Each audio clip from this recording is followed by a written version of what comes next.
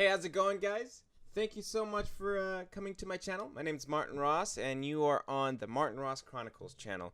So we're going to be talking about Reason 4/Reason 5, Rewire in Studio One version 3. I would like to let you guys know that this has been a heavy request from a lot of you users who are on Studio One and Reason. A lot of people, I guess, stopped at 5 and moved on from other things. I believe Fruity Loops got a little bit better, and I started noticing that Studio One was definitely making headway. So a lot of people moved on from that, and they seem to be stuck on 4 or 5. And I've been meaning to do a video on this, and I haven't. So it's quite obvious if you're on Reason 4 or 5, you're at 86, x86. So that means that is on a 32-bit operating software instead of a 64-bit. So please make sure you set your DAW to an x86 version. If you're using a Mac, you can just right click and say get info and then say open 32-bit. If you're using PC, you'll just use the 32-bit exe. So let's move on. Now I have already created a template, so I'm just going to go ahead and click on my template. If you haven't, what you're going to do is you're going to go to Instruments, you're going to go to your Rewire folder, you're going to find Reason, you're going to drag and drop that to your channel of whatever, and it should be just like this. You're going to go to File, Save as Template, and then type in the name of the template. Now, I would highly recommend you do this now, so that way in the future you just can do like me, open it up and then rename your channel or your song. So it's obviously a demo, you just rename it, and I got the Reason demo going on right here. Okay, so now that that's done, we're going to go ahead and open up the application. Go ahead and click open the application, and what I'm going to do is I'm going to actually open up a Rewire version that I've already have ready. Here's the first thing I would suggest you do. Let's go back to Studio One. Remember, Studio One, if you understand MIDI clock communication, there's a master and a slave. Because Studio One is your DAW of choice, you're going to want that to be your master. So whatever Studio One does, folks, remember this. The tempo that's set to the tempo of your main DAW is going to change Reason to the tempo of the DAW that you're selecting. So my DAW is saying 81, Reason will say 81. Here's a big mistake a lot of people make. They open up their DAW, which is defaulted to a 120 or previous last save settings, and open up Reason, and they start playing fast, and then they forget what tempo they wrote at. So it's best to know the tempo of the song you're doing before you load Reason, okay? So let's go back to that.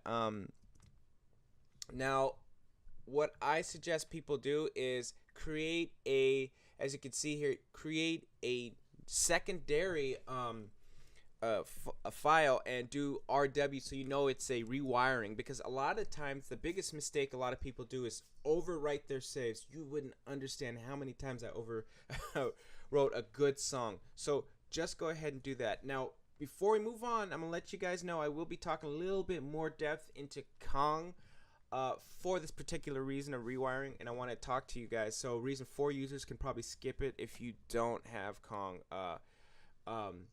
Obviously Reason 4 won't have Kong, but if you don't have Kong, go ahead and skip that part. I want to let you guys know though, I rewire a different way than a lot of people do, so please don't take it as this is the golden rule to rewire, okay?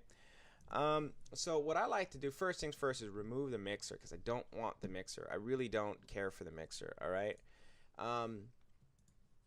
And I don't care for the mastering setup. I really just want this. I want it out of the way so that way I don't have don't get lost. Okay? So now here's a very important thing, and I want to tell you guys. Now I'm going to be using 16 tracks here. Now if you haven't noticed that you're already going to have a left-right mix, typically the left-right mix is just the left-right master of Reason.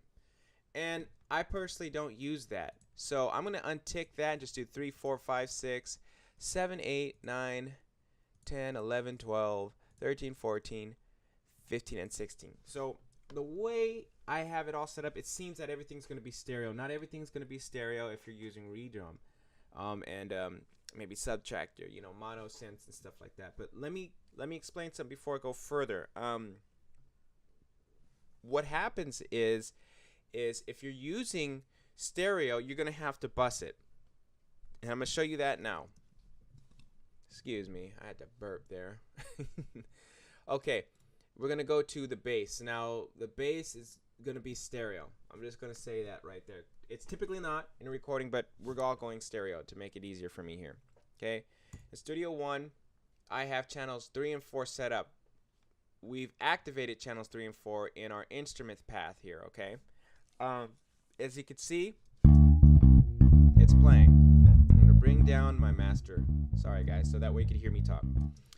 What happens is you're going to pan this far left, far right. You're going to highlight both of these, and you're going to say add to bus.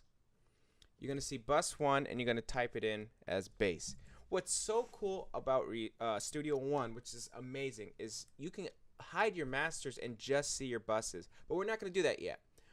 Once you've bussed what you're looking for, you're going to do this right here in your channel right here. You're going to click on them and then hide them. You don't want to mess with those channels anymore because you have your bus. Okay, so now you can see your bus right here. So don't mess with anything there. Don't mess with the faders. Your bus is perfect. So let's move on.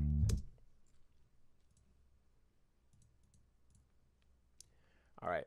So let's go to 5 and 4. Okay, so all right. Now I want to talk to you guys quickly about Kong. Now, Kong is a drum designer, meaning you can go into the pads and change out everything in there. Here's the problem with Kong. Look at the back. You see the back, everything's in stereo. Now, when I was working with the students on our routing, I assumed, and I should never have done it, that this was like based off like an MPC module. And an MPC module, if you look at the back, sometimes they'll have 8 outputs for you to assign a pad to, and then you could do 1, 2 as stereo.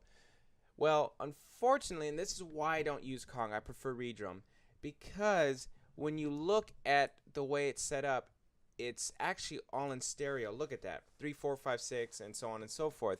So for those who are using Kong, please understand, if you're going to rewire, it's going to save you time just to export everything out. Now, if you like your Master Effects stay there, then keep it in Master Effects. But if you're just trying to do the main output, make sure you do main, left, right. I'm disappointed that you can't do it individually, but I can understand because sometimes the drum modules do require that stereo feel, and sometimes that mono doesn't do it. In my opinion, the kick and the snare, hi-hat, that's all mono to me. So remember, with Kong, if you ever get lost in the routing is right inside the drum module. You'll go into your drum output and then send them to your outputs. Again, you cannot do these mono. So for those who like to do their drum mixing monos, please don't use Kong. If you do use Kong, please use Kong individually. As you can see, I have shakers, kick, snare. And then when you use them individually, then what you want to do is you want to go ahead and make sure that you have them set separate from each other, so that way you can just easily select the channels that you want and go ahead and bust them. So for now here, I'm going to kind of go into skipping all this because I think you guys understand by now. If you've already seen the first chapter or the first part, you've already seen that everything here is going to be set to stereo, and it's going to be panned and bust. Once again, please don't mess with your faders. The only time you really want to mess with your faders is if you cannot fix what's already in the faders themselves. So you'll have to actually have to do your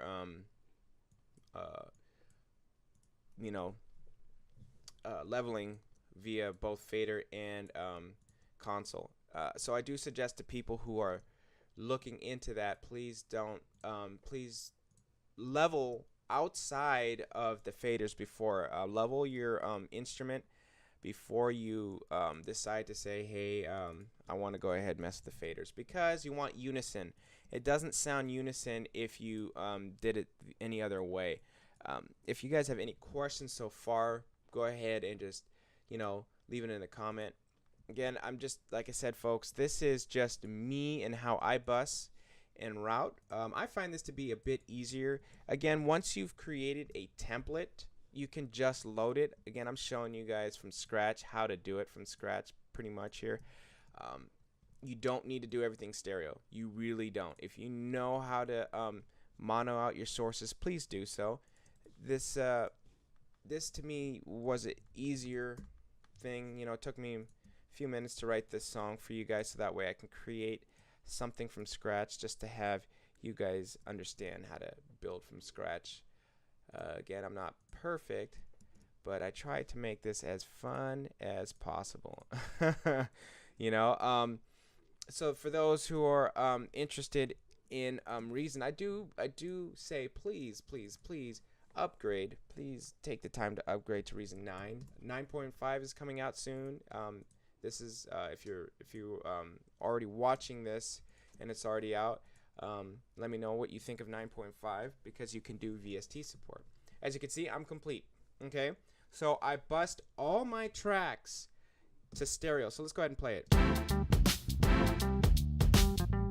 I like that. All right. Okay, folks. So, if you are a big time arranger, let's go to the arranging in Studio One here. If you're a big time arranger and you're just doing a loop, here's my thing. Create your loop in Studio One, or in Reason, right? So I'm gonna take this here, because this is originally I wrote it and I wanted to hear it without it.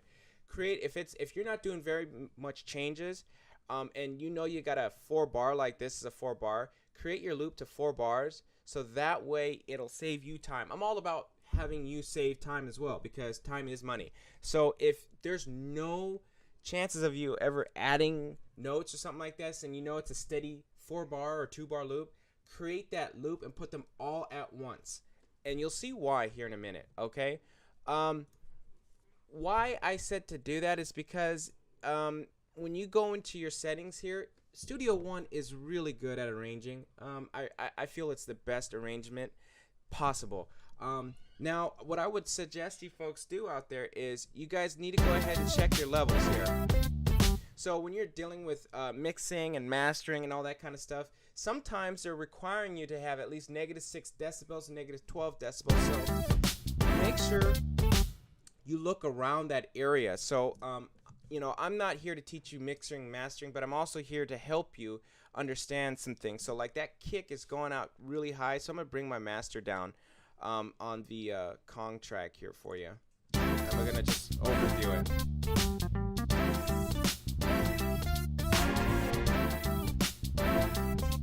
I want to bring down that snare a little bit.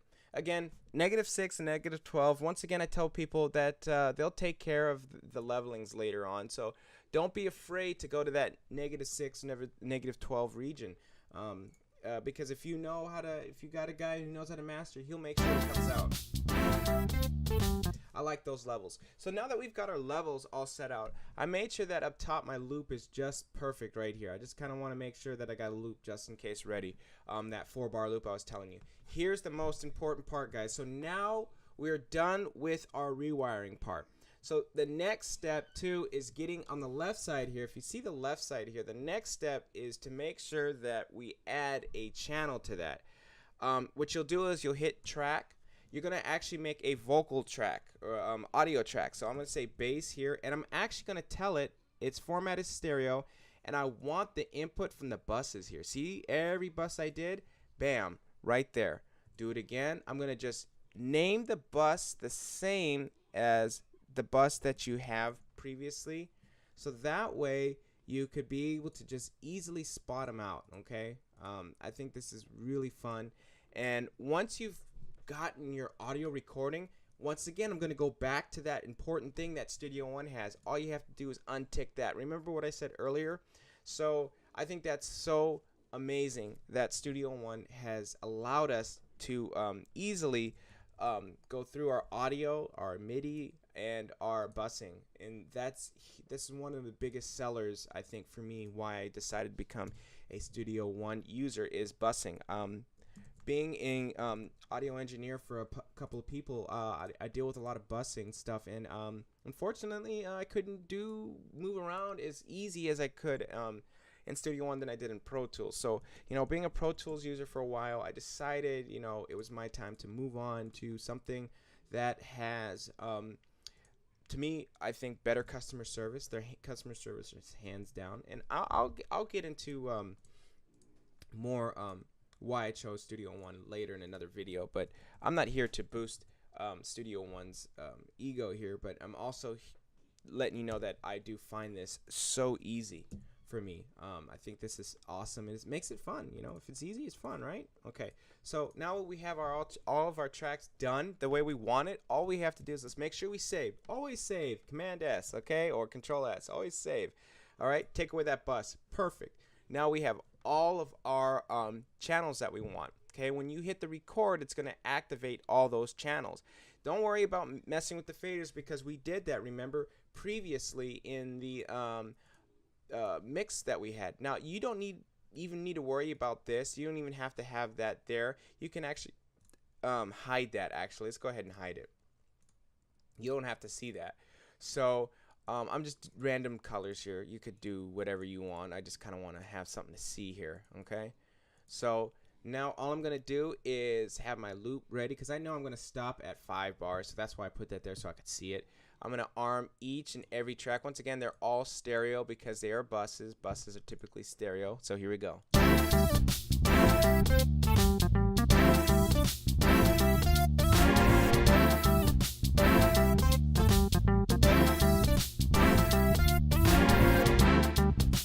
All right, I'm going to stop it there. I'm going to actually cut it short to that 4 bars there. So let's loop that now. Let's loop it. This is all now that we're listening to. This is all Studio One now. Studio One is now taken over, and Reason is no longer important here. So now that you have your beat, I'm going to go ahead and close out Reason, because I don't want to save that. Well, actually, you know what? I do want to save it, because I already created a rewire. I don't need it anymore, though. So let's go ahead and close out Reason. So if you folks out there who have really limited limited editing things, please close out Reason, so that way you don't have any issues with RAM or CPU usage. Okay, so watch this.